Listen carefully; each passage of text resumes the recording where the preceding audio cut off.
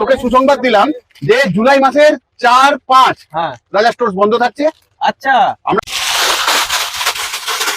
তোরা কি পাগলা হয়ে গেছিস নাকি? এগুলোকে বার করছি আমি, কালকে সব মাল এসে গুছিয়ে রেখেছি প্যাকেটে করে করে। পাগলের কিছু ব্যাপার নেই, ভালোবাসার মানুষগুলোকে তো দেখাতে হবে যে প্রচুর টাইপের নতুন নতুন সিলিকন মোল্ড এসেছে, কার্টুন কার্টুন ভর্তি। তাহলে তুই এরকম খুলে ফেলবি? হ্যাঁ, সবাই এখন দেখাচ্ছে মোবাইল ফোন এরকম ফেলে দিচ্ছে, ওইগুলো আমি দেখে দেখে জীবনে প্রথম একবার ফেললাম, তাতে তুই যদি রেগে যাস কি করে হবে? তাও তোকে সুসংবাদ দিলাম যে জুলাই মাসের 4-5 রাজা স্টোর্স বন্ধ থাকছে। আচ্ছা, আমরা বেড়াতে যাচ্ছি না, মানে এই জুলাই মানে এই কাল পরশু জুলাই মাসে 4-5 আর রবিবার তো বন্ধই থাকে। তাহলে যাচ্ছি বেড়াতে।